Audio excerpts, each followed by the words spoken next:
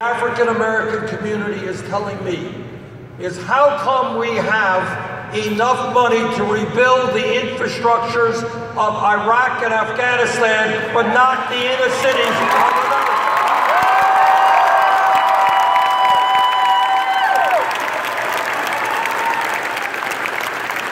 How come we have youth unemployment in inner cities of America of 40 or 50%? And my response is that yes, we are going to change our national priorities. Instead of investing in jails and incarceration for our young people, we're going to invest in jobs and education.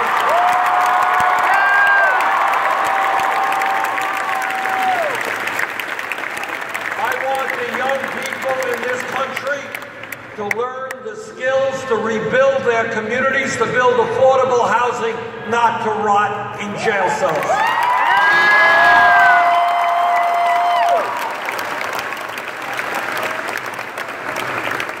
This campaign is listening to a people whose pain is almost never heard, and that is our brothers and sisters in the Native American community.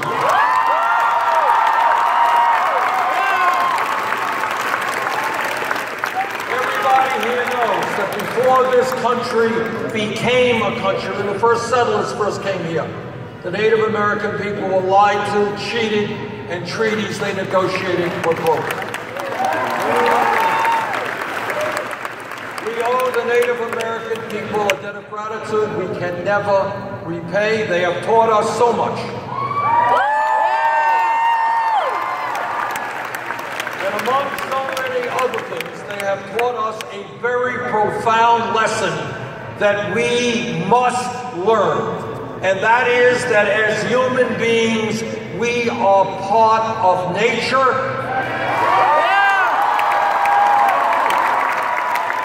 We must live with nature.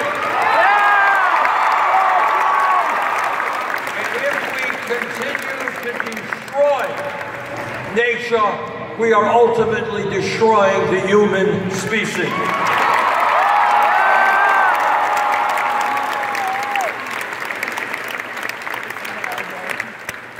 Which takes me to another enormously important, not only American issue, but global issue.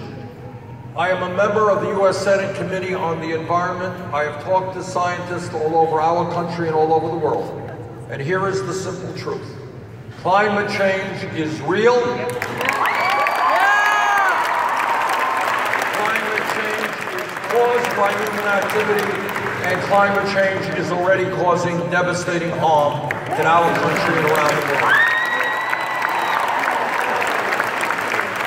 And it is beyond my comprehension that not one Republican candidate for president, starting back when they had, I don't know, 15, 20 of them, that virtually none of them was prepared to come forward and tell the American people what the scientists are virtually unanimous in understanding. When you have a major political party rejecting science, we got some real serious problems in this country.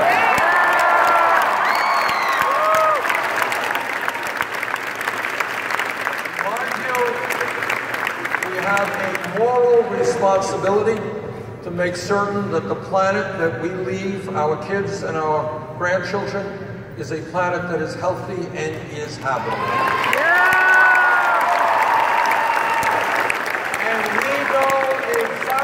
What we have to do, which is to transform our energy system globally away from fossil fuel energy efficiency.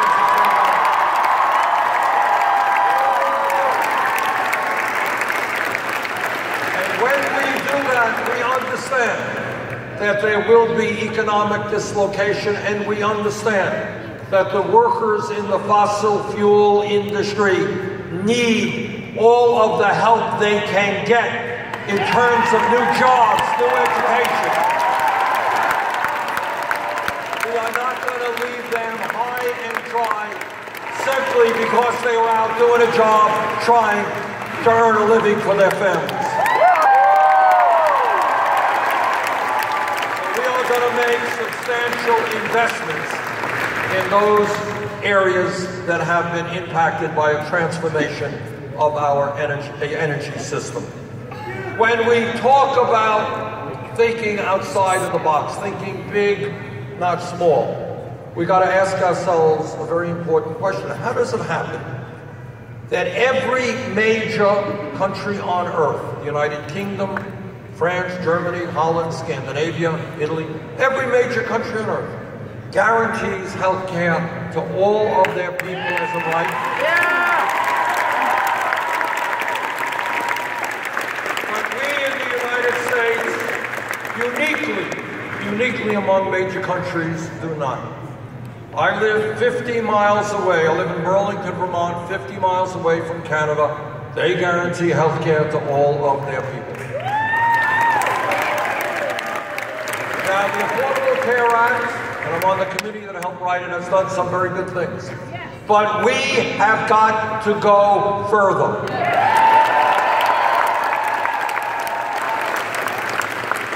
Today, 29 million Americans, including some people here, have no health insurance.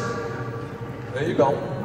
Today, many people in this room and around this country are underinsured with high deductibles and high co-payments. Person in America is getting ripped off by the unconscionable greed of the drug companies.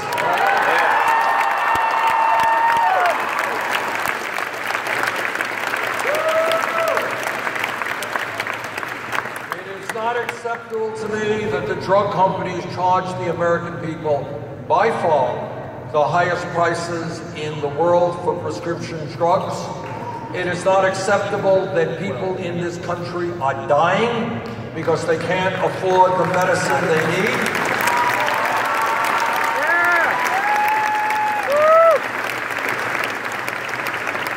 It is not acceptable that in our country, many people don't know it, not discussed on media very often, but we spend far, far more per capita on healthcare than do the people of any other country. We spend almost 3 times what the British do, 50% more than the French.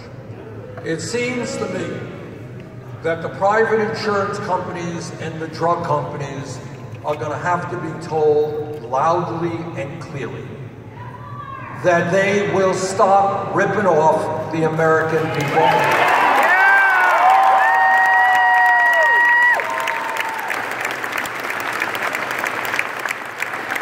That we are going to pass a Medicare for all single-payer system.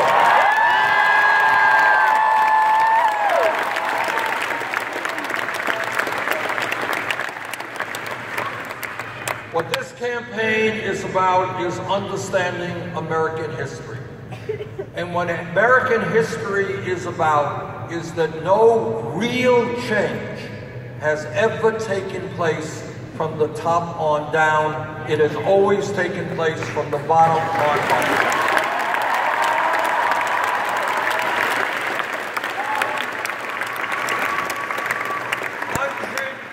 100 years ago, workers in Indiana, Vermont, all over this country, they were working 7 days a week, 12 hours a day. They had no say at all. They were being arbitrarily fired. Don't like you, you're gone.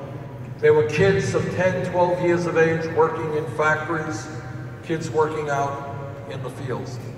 But what workers said is that they are not beasts of burden, they're not animals, they are human beings, they will have dignity on the job, and they form unions to protect their interests. And we thank the millions of workers who stood up to help create the American middle class through the trade union movement.